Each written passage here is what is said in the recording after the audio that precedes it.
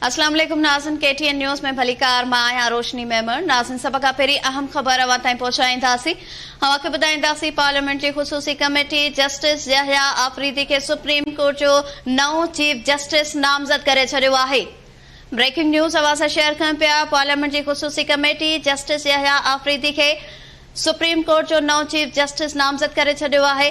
अवां खे ॿुधाईंदासीं कानून वारे वज़ीर सेनेटर आज़म नज़ीर तारड़ चयो आहे त ख़ुसूसी कमेटी 2-3 जी अक्सरियत सां चीफ जस्टिस नामज़द कयो आहे। चीफ जस्टिस लाइ जस्टिस मंसूर अली शाह, जस्टिस मुनीब अख्तर ऐं जस्टिस यहया आफरीदी जा नाला पार्लियामेंट जी ख़ुसूसी कमेटी ॾांहुं उमाणिया विया हुआ। ब्रेकिंग न्यूज़ अवां सां शेयर कयूं पिया। अवां खे ॿुधाईंदासीं पार्लियामेंट जी ख़ुसूसी कमेटी जस्टिस यहया आफरीदी खे सुप्रीम कोर्ट जो नओं चीफ जस्टिस नामज़द करे छॾियो आहे। ब्रेकिंग न्यूज़ अवां सां शेयर कयूं पिया। पार्लियामेंट जी ख़ुसूसी कमेटी जस्टिस यहया आफरीदी खे सुप्रीम कोर्ट जो नओं चीफ जस्टिस नामज़द करे छॾियो आहे।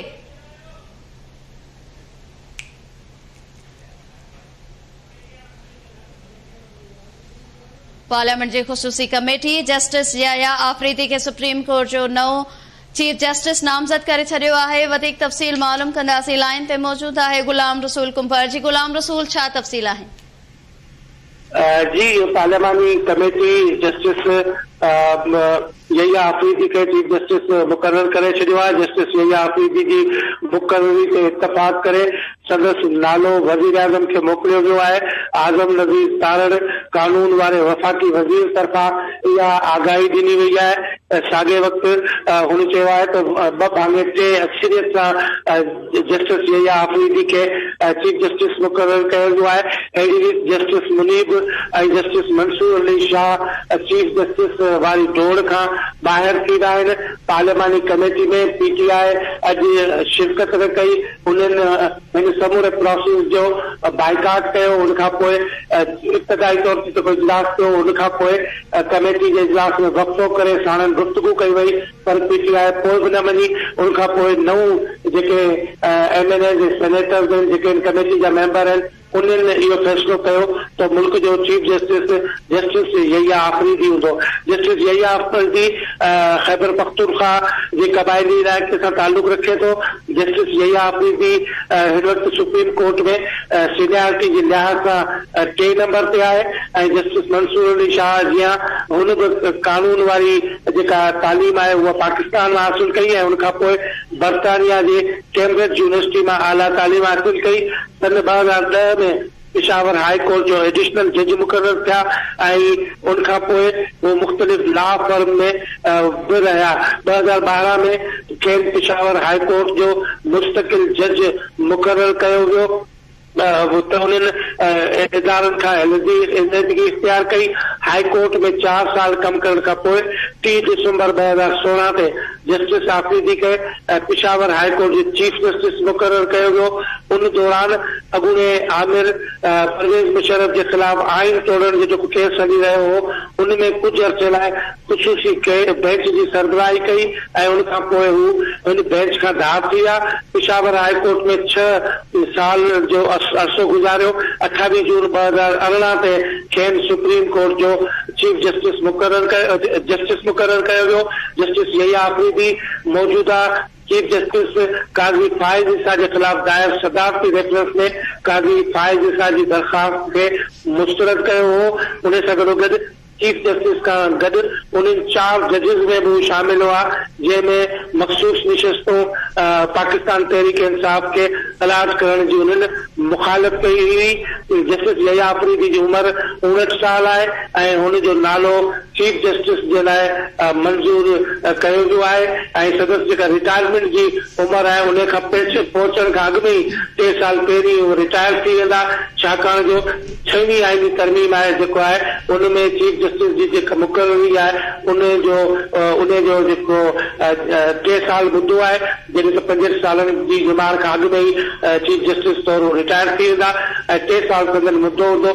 चीफ जस्टिस यहया आफरीदी के मुकर्रर किया वियो आहे। पार्लियामानी कमेटी उनकी मंजूरी ॾेई छॾी आहे। पार्लियामानी कमेटी जा समूरा मेंबर हिन वक़्तु हिक ॿिए खे मुबारकबाद भी ॾेई रहिया आहिनि ऐं साॻे वक़्तु स्पीकर चेंबर में रवाना थिया आहिनि। जिते हू बाज़ाब्ता तौर ते नालो स्पीकर जे हवाले कंदा ऐं समूरी कागज़ी कार्रवाई जेके तजवीज़ूं आयूं उन्हनि समूरनि जो रिकॉर्ड जेको आहे स्पीकर हवाले कयो वेंदो। उन खां पोइ पार्लियामानी मामलनि वारी जेका वज़ारत गुलाम रसूल इहो ॿुधायो छो त पार्लियामानी कमेटी चीफ जस्टिस लाइ जस्टिस यहया आफरीदी जो नालो वज़ीर आज़म खे मोकिले छॾियो आहे।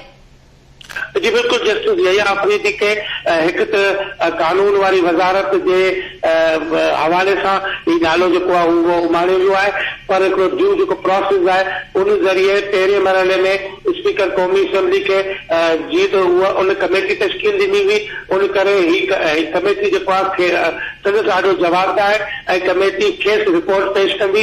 उन खां पोइ जेका पार्लियामानी मामलनि वारी जेका वज़ारत आहे उहा वज़ीर आज़म खे ही समरी उमाणींदी ऐं वज़ीर आज़म जेको आहे उन नाले जी हक़ी मंज़ूरी ॾींदो। जस्टिस यहया आफरीदी जो जी मुक़ररी जेका आहे उहा पार्लियामानी कमेटी करे छॾी आहे। 26 आइनी तरमीम जी रोशनी में स्पीकर क़ौमी असैम्बली तरफ़ां 12 रुकनी कमेटी जोड़ी वई हुई, जंहिं कमेटी में PTI ऐं उन सां गॾु सुन्नी इत्तेहाद काउंसिल जा बि मेंबर हुआ, पर उन्हनि 3 मेंबर जेको आहे उहो इजलास जो बाइकाट कयो ऐं उन्हनि हिन समूरे प्रोसेस सां पाण खे दाख़िल कयो। नतीजे में 9 जेके मेंबर्स हुआ उन्हनि में अपोज़िशन जो फ़क़त हिकु मेंबर जमीयत उलमा इस्लाम जो जिन सां ताल्लुक़ आहे सेनेटर कामरान उहो हिन इजलास में शरीक हो, पर जेका अक्सरियत आहे उहो मुस्लिम लीग नून पाकिस्तान कमेटी नालो नामज़द करे छॾियो आहे, उन खां पोइ जो छा प्रोसेस हूंदो?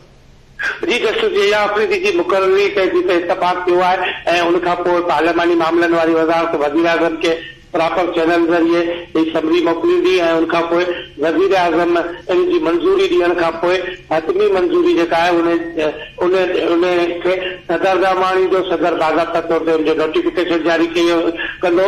5वीं तारीख़ ते chief justice of Pakistan justice Qazi Faez Isa retire थी रहियो आहे। उन खां अॻु में चीफ जस्टिस जो नोटिफिकेशन जेको आहे उहो जारी थियणु लाज़िम हूंदो आहे। चीफ जस्टिस जो नोटिफिकेशन सुभाणे ॾींहं जो ई जारी थियण जा इम्कान आहिनि। उन खां पोइ जीअं chief justice Qazi Faez Isa retire थिए थो त जस्टिस यहया आफरीदी पाकिस्तान जे सुप्रीम कोर्ट जो चीफ जस्टिस मुक़रर थी वेंदो।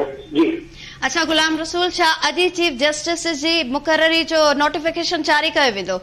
घणो इम्कान जी ॾिसो घणो इम्कान मौजूद आहे त चीफ जस्टिस जी मुक़ररी जो नोटिफिकेशन राति देर ताईं थी सघे थो, पर कमेटी जा कुझु मेंबर्स इन ख़्याल जा आहिनि त सुभाणे ताईं नोटिफिकेशन जारी थी वेंदो। अॼु 22 तारीख़ आहे जंहिंमें ख़तमु थियण में कुझु लम्हा आहिनि, पर 5वीं तारीख़ ते चीफ जस्टिस जी तरह रिटायर थिए थो। उन खां अॻु में हिन नाले खे जेको आहे उहो फाइनल करणो हूंदो आहे त अञा 2 ॾींहं जेका आहिनि उहे हुकूमत वटि इन हवाले सां आहिनि त सुप्रीम कोर्ट जे चीफ जस्टिस जी जेका मुक़ररी आहे उहो पार्लियामानी कमेटी नए कानून साज़ी तहत करे छॾी आहे।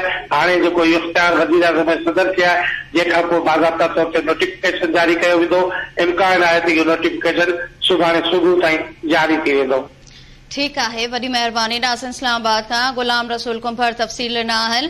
अवांखे ॿुधायां पिया त पार्लियामेंट जी ख़ुसूसी कमेटी जस्टिस यहया आफरीदी खे सुप्रीम कोर्ट जो नओं चीफ जस्टिस नामज़द करे छॾियो आहे। इन ते वधीक ॻाल्हि ॿोल लाइ लाइन ते मौजूद आहे असद शहर जी। असद, छा तफ़सील आहिनि? पार्लियामेंट जी ख़ुसूसी कमेटी जस्टिस यहया आफरीदी खे सुप्रीम कोर्ट जो नओं चीफ जस्टिस नामज़द करे छॾियो आहे। 26 आइनी तरमीम खां पोइ जेको पहिरियों फ़ैसिलो साम्हूं आयो आहे पार्लियामानी ख़ुसूसी कमेटी जो, उनजो जेको फ़ैसिलो साम्हूं आयो आहे जस्टिस यहया आफरीदी खे सुप्रीम कोर्ट जो चीफ जस्टिस मुक़ररु करण जी बाज़ाब्ता उन कमेटी तरफ़ां मंज़ूरी ॾिनी वई आहे ऐं 2 भाङे 3 जी अक्सरियत सां इहो फ़ैसिलो साम्हूं आयो आहे।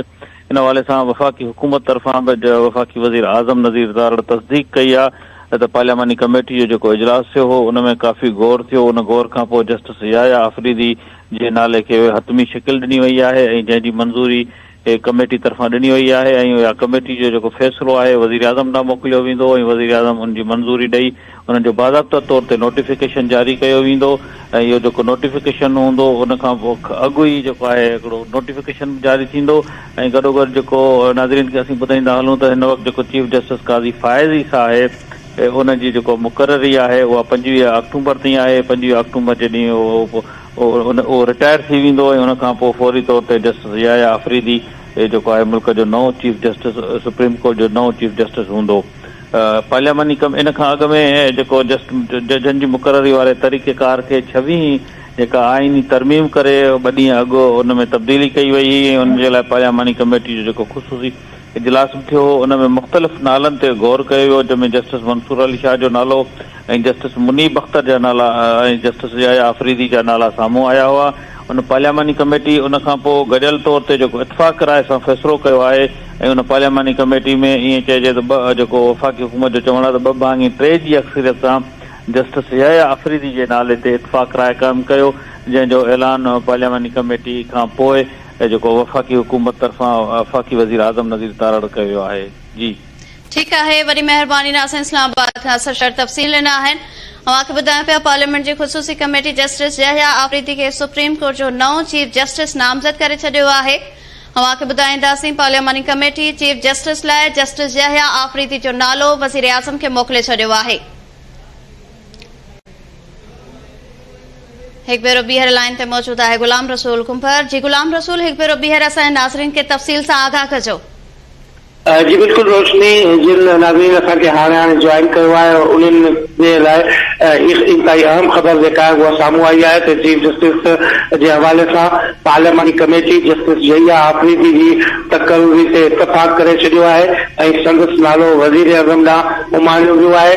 पार्लियामानी कमेटी 2 भाङे 3 जी अक्सरियत सां इहो फ़ैसिलो ॿुधायो आहे। कमेटी कुझु देर ताईं गौर वीचार खां पोइ इहो नालो अनाउंस कयो आहे। इन सिलसिले में आज़म नज़ीर तारड़ एहसन इक़बाल जीअं ई कमेटी जो इजलास ख़तमु थियो आहे त उन खां पोइ पार्लियामेंट हाउस यादो मीडिया सां मुख़्तसरन जेका गुफ़्तगू कई आहे उन में सदन इहो चवणु आहे त कमेटी जस्टिस याया आफ़रीदी जो नालो 3 सालनि लाइ चीफ जस्टिस लाइ मुक़ररु करे छॾियो आहे।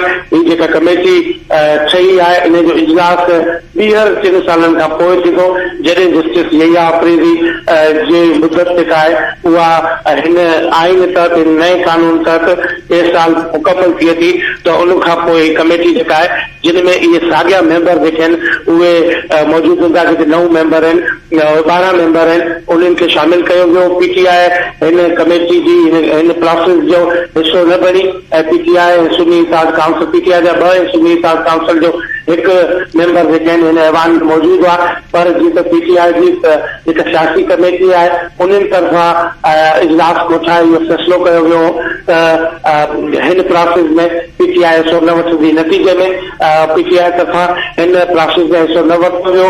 जेके कमेटी जो जेको इजलास थियो आहे उन इजलास उहो लाॻीतो 2.5 खां 3 कलाक ताईं जारी रहियो ऐं उन इजलास में कमेटी जा जेके मेंबर आहिनि ख्वाजा आसिफ एहसन इक़बाल, शाइस्ता परवीन, आज़म नज़ीर तारड़, राजा परवेज़ अशरफ, नवीद कमर, राना अंसर, फारूक नायक ऐं कामरान मुर्तज़ा हिन इजलास में मौजूद हुआ, जिन जेका 6वीं आइनी तरमीम की रोशनी में चीफ जस्टिस तौर जस्टिस याया आफ़रीदी खे मुक़ररु करे छॾियो आहे। जस्टिस याया आफ़रीदी जो ताल्लुक खैबर पख्तूनख्वा सां आहे ऐं जस्टिस याया आफ़रीदी सुप्रीम कोर्ट में जेका सीनियर तरीन जज आहिनि उन्हनि में संदसि नालो 3 नंबर ते हो ऐं जस्टिस याया आफ़रीदी पंहिंजी इब्तिदाई तालीम पाकिस्तान में हासिल करण खां पोइ बर्तानिया जी कैम्ब्रिज यूनिवर्सिटी में आला तालीम हासिल कई। 2010 खां पेशावर हाई कोर्ट जा एडिशनल जज मुक़ररु थिया। 2012 में खेनि पेशावर हाई कोर्ट जो मुस्तकिल जज मुक़ररु कयो वियो, पर हुननि इदारे खां अलहदगी इख़्तियार कई ऐं हाई कोर्ट में 4 साल कमु करण खां पोइ 30 दिसंबर 2016 ते justice Afridi Peshawar high court जो जस्टिस चीफ जस्टिस मुक़ररु थियो ऐं उन खां पोइ जेका सुप्रीम कोर्ट में हू जज तौर नामज़द थिया ऐं हाणे खेनि चीफ जस्टिस मुक़ररु कयो वियो आहे। जेका पार्लियामानी कमेटी आहे उन वज़ीर आज़म खे सिधी रीत जस्टिस याया आफ़रीदी जो नालो फाइनल करण खां पोइ इहा सिफारिश जेका आहे या उहो जेको फ़ैसिलो आहे उहो वज़ीर आज़म ॾांहुं उमारे छॾियो आहे। गवी इम्कान आहे, घणो इम्कान आहे त इहो जेको नोटिफिकेशन आहे उहो चीफ जस्टिस जो अॼु या सुबुह जो सवेर ताईं जारी थी वेंदो ऐं हाणे जेका हीअ कमेटी आहे उहा स्पीकर क़ौमी असेंबली अयाज़ सादिक वटि मौजूदु आहे ऐं खेसि हिन कमेटी में जी अॻोकी कार्रवाई जे हवाले सां आगाह कयो थो वञे साॻे वक़्तु कमेटी जे मेंबरनि जे मान में जेका हिकिड़ी दावत जो बंदोबस्तु स्पीकर क़ौमी असम्बली तरफ़ां कयो वियो आहे। जेके कमेटी जा मेंबर आहिनि उहो इन दावत में बि शरीक थींदा। अहिड़ी सुप्रीम कोर्ट में 6वीं आइनी तरमीम जेका आहे उन जा अॻिते अरसे खां जेके पड़ाटा हुआ उन बाबति मुख़्तलिफ़ राया मुख़्तलिफ़ तनक़ीदूं बि थी रहियूं हुयूं, पर चयो पियो वियो त इहो जेका कानून साज़ी कई पई वञे उहो ॿिनि जजिस खे जेको आहे चीफ जस्टिस खां रोकण लाइ कई पई वञे। हाणे जॾहिं जस्टिस यहिया अफरीदी खे मुक़ररु कयो वियो आहे त ॿिनि जजिस खे जेके सीनियरिटी में अॻिते हुआ उन्हनि जे हवाले सां यकीनी तौर ते मुख़ालिफ़ जमातूं जेके आहिनि उहे पंहिंजो मौक़ुफ़ जेको आहे उहो साम्हूं आणींदियूं ऐं हुकूमत ते तनक़ीद बि कई वेंदी, पर कमेटी जेका आहे उहा उन खे कीअं जस्टिफाई करे त जेका सीनियरिटी में 4 नंबर जस्टिस आहे उनखे चीफ जस्टिस मुक़ररु करण वटि उन्हनि वटि कहिड़ा कहिड़ा उन वारे सां ठोस जवाब हुआ यकीनी तौर ते उहे बि साम्हूं ईंदा। अहिड़ी रीति जस्टिस यहिया अफरीदी जी मुक़ररी जेका आहे उहा इत्तफ़ाक़ राय सां थी वई आहे। संदसि नालो चीफ जस्टिस ऑफ पाकिस्तान तौरु हिन कमेटी वज़ीर आज़म ॾांहुं उमाणे छॾियो आहे। जी ठीकु आहे, वॾी महिरबानी। नाज़रीन, इस्लामाबाद खां ग़ुलाम रसूल कुंभर तफ़सील ॾिना आहिनि।